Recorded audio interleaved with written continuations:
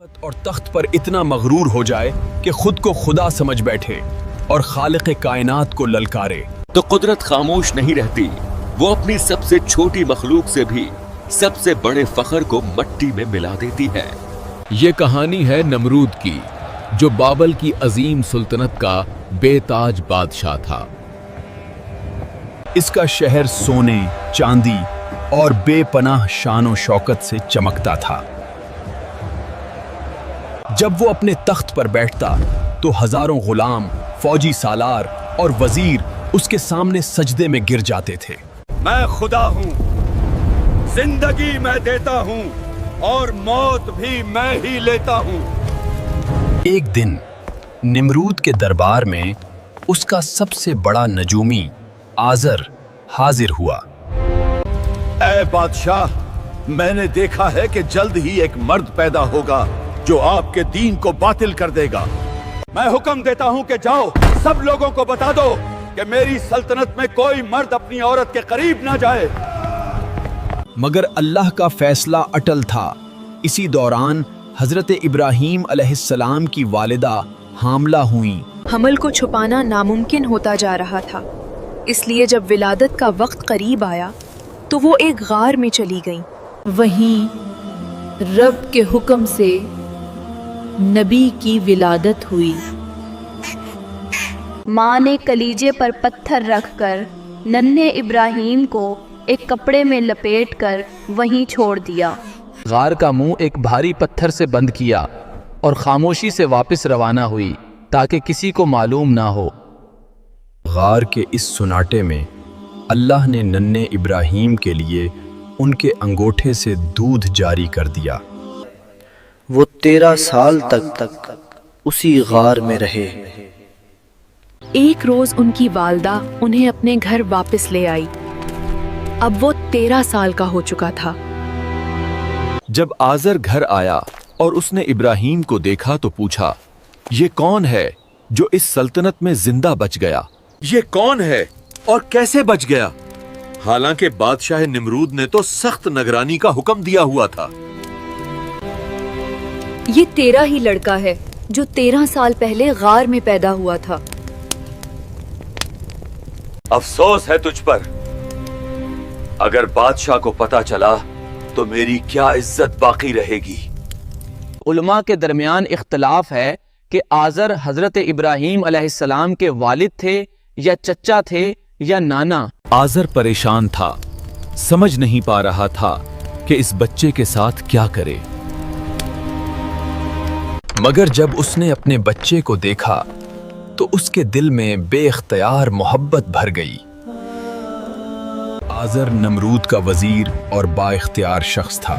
نمرود کوئی بھی کام آزر سے پوچھے بغیر نہیں کرتا تھا۔ آزر بت بھی تراشا کرتا تھا اور اپنے لڑکوں کو وہ بت بیچنے کے لیے بازار بھیجا کرتا تھا۔ ایک دن آزر نے ابراہیم علیہ السلام کو بھی اپنے دوسرے بیٹوں کی طرح بت بیچنے کے لیے بازار بھیجا، لیکن نبی کا انداز سب سے مختلف تھا۔ وہ بتوں کو رسی میں باندھ کر زمین پر گھسیٹتے تھے۔ کون خریدار ہے اس چیز کا جو نہ نقصان دیتی ہے اور نہ فائدہ؟ یوں لوگوں کو معلوم ہو گیا کہ یہ نوجوان بتوں کو نہیں مانتا۔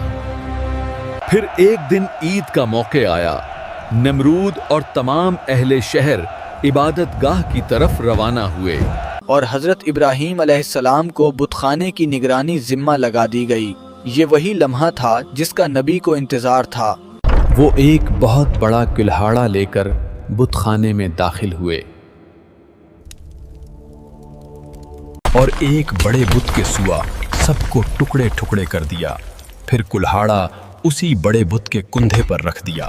جب نمرود اور لوگ واپس آئے تو اپنے خداؤں کو اس حال میں دیکھ کر غصے سے پاگل ہو گئے۔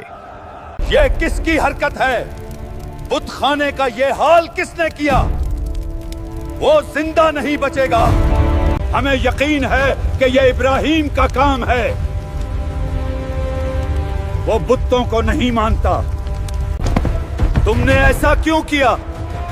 کیا تجھے میرا ڈر بھی نہیں تھا؟ कुल्हाड़ा बड़े बुत के कंधे पर है। मुझे लगता है उसी ने छोटे बत्तों को तोड़ा है। क्या तुम्हें मालूम नहीं कि ये बुत तो पत्थर के बने हैं? ये न बोल सकते हैं और न हरकत कर सकते हैं। तो फिर इस बड़े बुत से ये पूछो कि उसने बाकी बत्तों को टूटने से बचाया क्यों नहीं? तुम पागल हो क्या? वो बुत देख नहीं सकते और ना एक दूसरे को टूटने से बचा सकते हैं।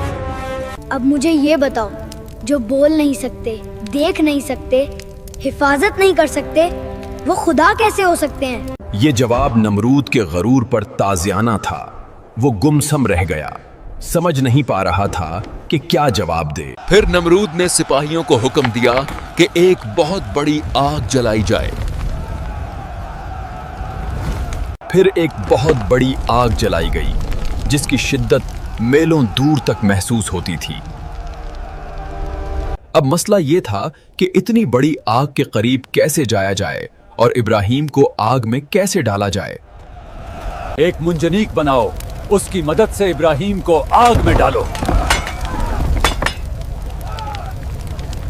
अल्लाह ने आग को हुक्म दिया, ए आग, इब्राहीम पर ठंडी और सलामती वाली हो जा।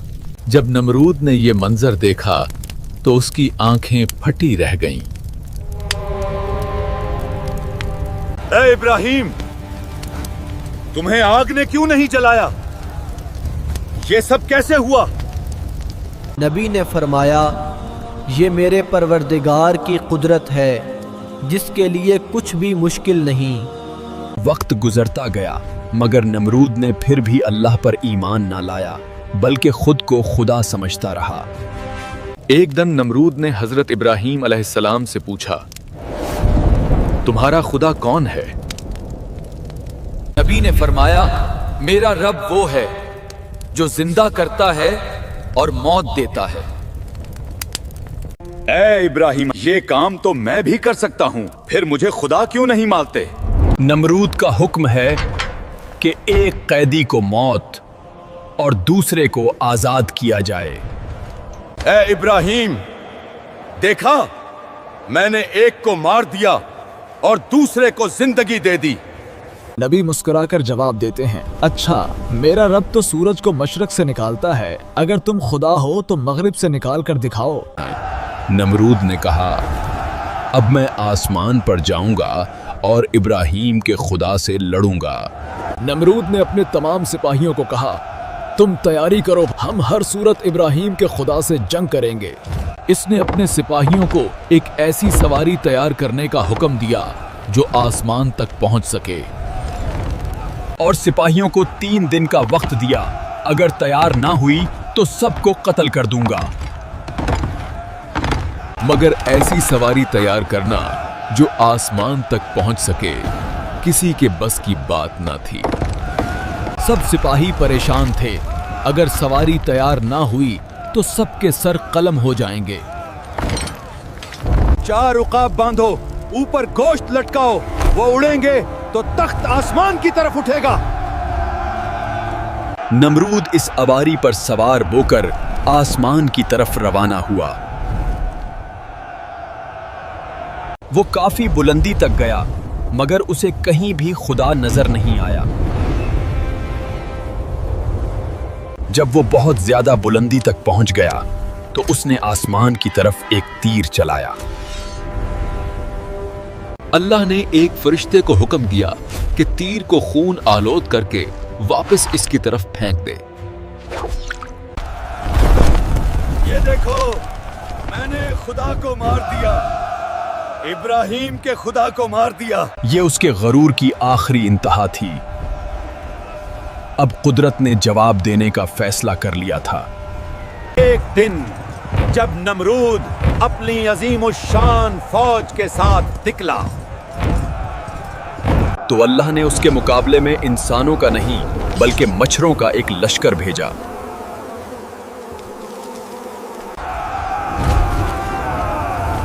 हम इन मच्छरों के साथ हमला कैसे करें? सब लोग भागते हैं और नमरूद भी अपने महल की तरफ भागता है।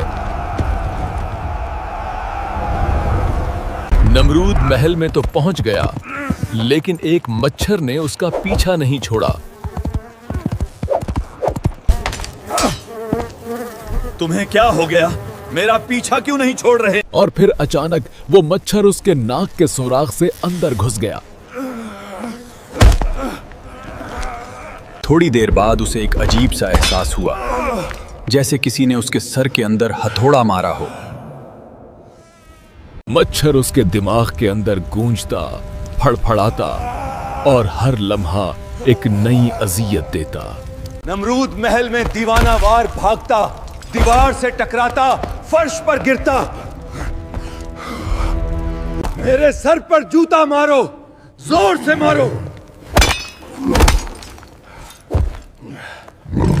और जब कोई जूते से उसके सर पर मारता तो नमरूद लम्हे भर को सुकून में आ जाता।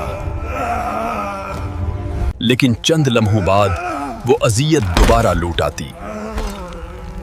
मच्छर फिर दिमाग में हरकत करता। दिन गुजरते गए। नमरूद की नींद, सुकून और गरूर सब मच्छर के एक वार से खत्म हो चुके थे। कभी सर्दी में नंगे पांव भागता, कभी फर्श पर तड़प कर चीखता। नमरूद अब अपनी सजा भुगत रहा था। सालों तक नमरूद इसी अजाब में मुब्तला रहा और उसका गुरूर खाक में मिल गया। एक दिन वो अपने ही हाथों से सर पेटते हुए गिर पड़ा। खद्दाम दौड़कर उसके करीब पहुंचे, मगर अब उसकी सांसें रुक चुकी थीं। वही नमरूद जो खुदा से लड़ना चाहता था, आज मट्टी में मिल गया। और यूं वो बादशाह जो खुद को खुदा कहता था, एक मच्छर के हाथों अंजाम को पहुंचा। ये अंजाम सिर्फ नमरूद का नहीं, बल्कि हर उस इंसान के लिए पैगाम है जो अपनी ताकत पर घुमंड करता है।